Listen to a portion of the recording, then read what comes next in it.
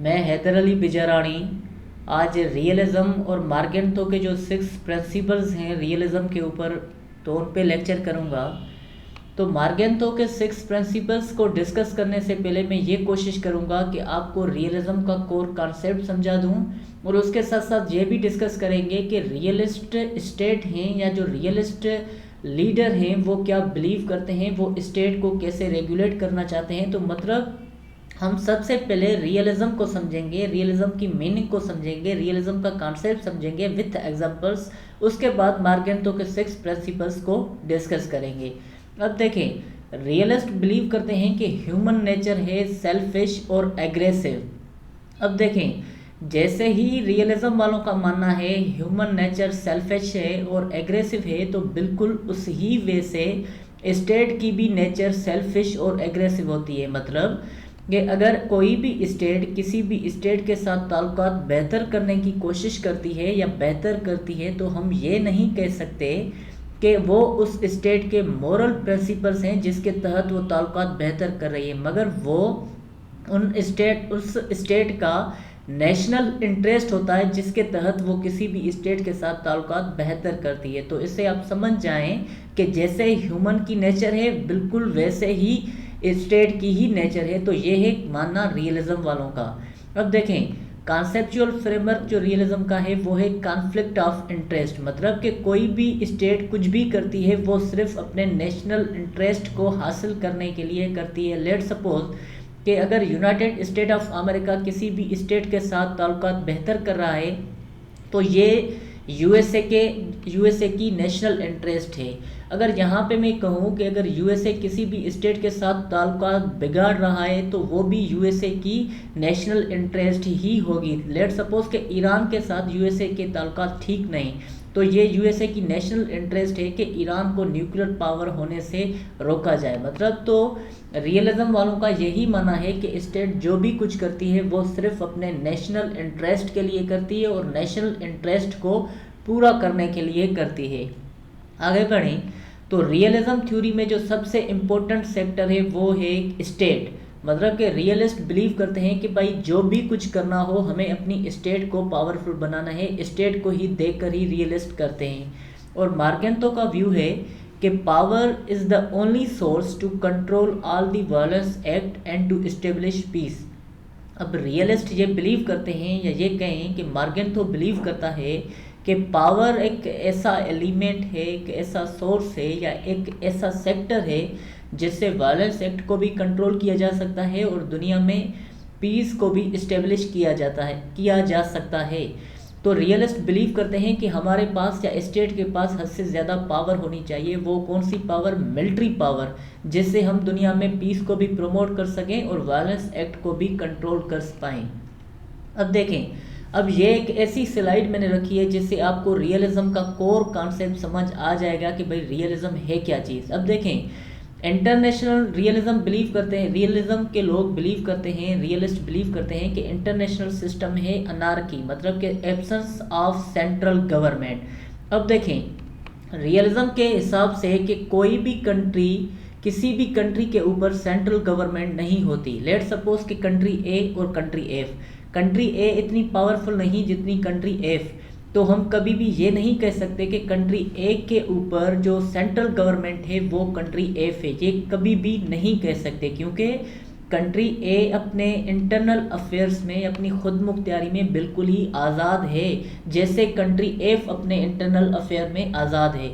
तो अगर इस कॉन्सेप्ट को मैं और क्लियर कर लूँ, लेट सपोज कि यूनाइटेड स्टेट ऑफ अमेरिका और अफ़गानिस्तान, अब यूएसए हद से ज़्यादा पावरफुल है बनस्बत एज़ कम्पेयर टू अफ़गानिस्तान, मगर हम ये कभी नहीं कह सकते कि अफ़गानिस्तान के ऊपर जो सेंट्रल गवर्नमेंट है वो यूएसए की है। मतलब नहीं कह सकते, क्योंकि अफ़गानिस्तान अपने इंटरनल अफेयर में बिल्कुल ही आज़ाद है, बिल्कुल ही खुद मुख्तियार है। अफ़गानिस्तान जिस भी कंट्री के साथ चाहे ताल्लुकात रख सकता है या ताल्लुकात को जनरेट कर सकता है।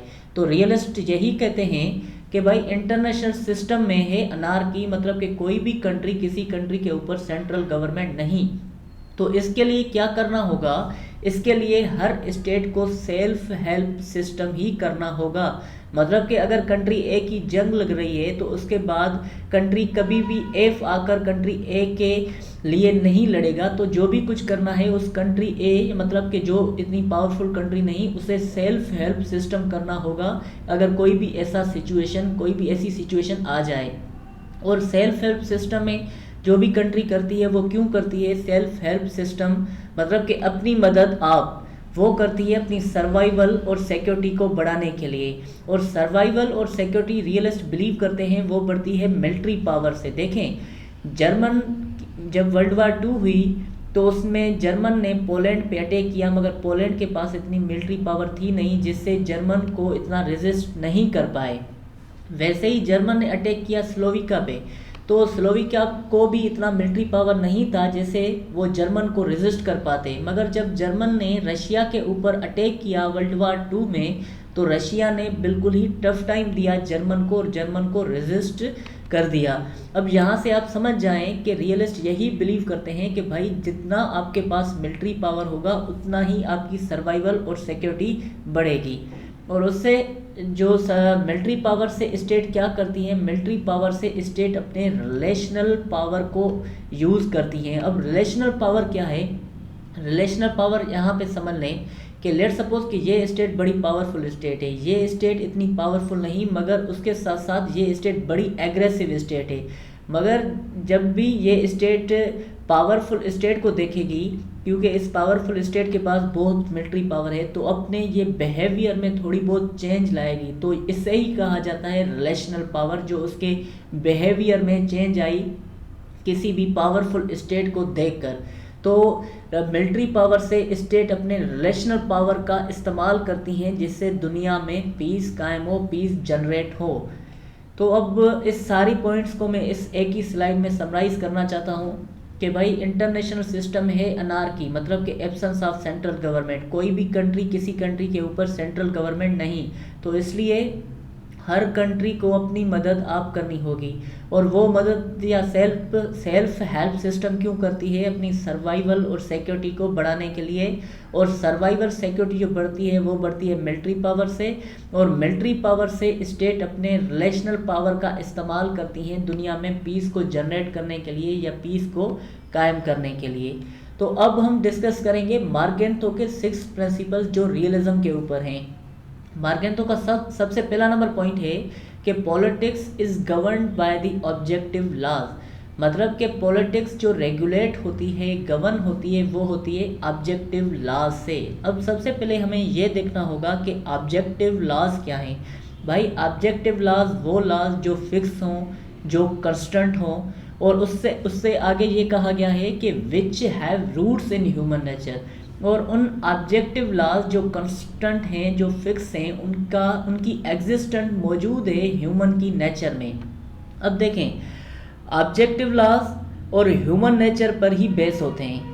ऑब्जेक्टिव लॉज जो बेस होते हैं ह्यूमन नेचर पर ही बेस होते हैं, और ह्यूमन नेचर भी कंस्टेंट रही है और फिक्स रही है। लेट सपोज कि अगर हम आज के इंसान को कंपेयर करें, मतलब कि पास्ट के किसी भी बंदे के साथ, तो आप देख पाएंगे कि बहुत सी सिमिलरिटीज़ आज के इंसान में, लेट सपोज कि 21st सेंचुरी का कोई भी इंसान या 21st सेंचुरी के बंदे, उनको हम अगर कंपेयर करें 15th सेंचुरी के लोगों के साथ, तो आप देखेंगे कि बहुत सी सिमिलरिटीज़ मिलेंगी। मतलब कि ह्यूमन नेचर कंस्टेंट है और फिक्स है, तो बिल्कुल जैसे ह्यूमन नेचर कंस्टेंट है तो ऑब्जेक्टिव लॉज भी बिल्कुल वैसे ही कंस्टेंट हैं। तो इसलिए जो पॉलिटिक्स गवर्न होती है, रेगुलेट होती है, वो होती है ऑब्जेक्टिव लॉज के ऊपर। तो इसलिए रियलिस्ट बिलीव करते हैं कि हमें ह्यूमन नेचर को स्टडी करना है, और ह्यूमन नेचर को स्टडी करने के बाद हम कुछ पॉइंट्स निकाल पाएंगे कि भाई पॉलिटिक्स इंटरनेशनल सिस्टम में कैसे गवर्न होगी, ताल्लुकात कैसे किसी स्टेट के साथ कैसे बेहतर होंगे। जैसे मैंने आपको पहली स्लाइड में यही बता दिया था कि रियलिज्म वालों का बिलीव है कि ह्यूमन नेचर जो है सेल्फिश है, तो बिल्कुल वैसे ही स्टेट की नेचर भी सेल्फिश है। जैसे स्टेट जो भी कुछ करती है वो सिर्फ अपने नेशनल इंटरेस्ट को हासिल करने के लिए ही करती है।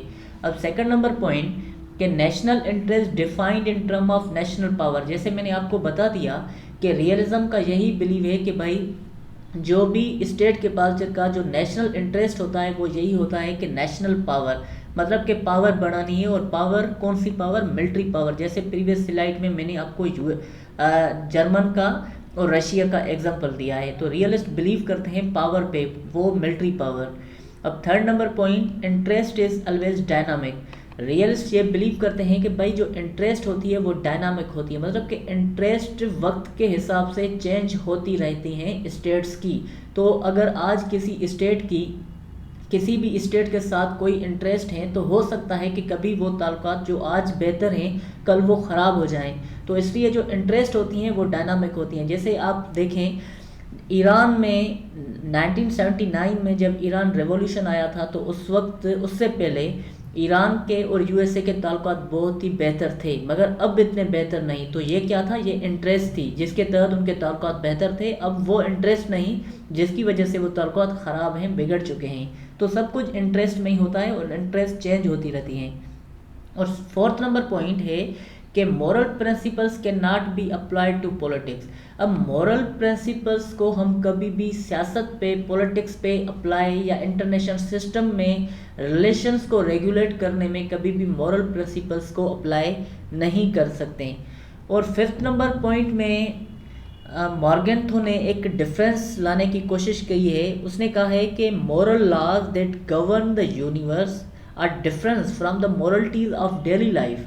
अब जैसे मैंने यहाँ पे जो लिखा है, अब इसको अगर पढ़ें, difference between moral aspirations of nation and the universe moral principle, मतलब ये यही कहना चाहता है कि moral laws that govern the universe, moral laws जो यूनिवर्स को गवर्न करते हैं, are difference from the morality of daily life. मतलब कि एक बंदे का अगर जो मॉरल बिहेवियर है किसी बंदे के साथ, वो बिल्कुल ही डिफरेंस है किसी स्टेट का किसी स्टेट के साथ जो ताल्लुकात है। मतलब कि हम मॉरल प्रिंसिपल्स को समझने की कोशिश करें। एक स्टेट, अगर स्टेट दूसरी स्टेट के साथ ताल्लुकात बेहतर करने की कोशिश करती है तो वो वैसे नहीं करती जैसे एक बंदा किसी भी इंसान का किसी दूसरे इंसान के साथ जो मॉरल प्रिंसिपल्स होते हैं तो उस प्रिंसिपल्स पे नहीं करती। तो स्टेट के एक अपने प्रिंसिपल्स होते हैं, एक अपना सिस्टम होता है जिसको देखकर ही रिलेशंस को रेगुलेट किया जाता है।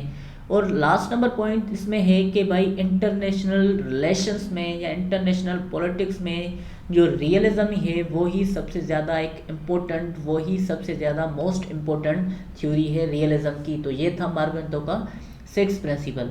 अब हम देखेंगे कि रियलिज्म में हमें फिलहाल कौन से नज़र आते हैं। देखें, रियलिज्म में ये कहा गया कि जब किसी भी स्टेट के पास मिलिट्री पावर बढ़ जाए तो वो उस मिलिट्री पावर की मदद से अपने रिलेशनल पावर को इस्तेमाल करती है जिससे दुनिया में पीस को प्रमोट किया जा सकता है। मगर अब हम देखें वर्ल्ड वार 2 के बाद क्या हुआ कि यूएसए के पास बहुत मिलिट्री पावर था जितना कि क्यूबा के पास नहीं था। मगर यूएसए और क्यूबा के ताल्लुकात ख़राब हुए तो यहाँ पे रिलेशनल पावर तो इस्तेमाल नहीं हुआ, तो हम कह सकते हैं कि ये रियलिज्म में फ़िला है।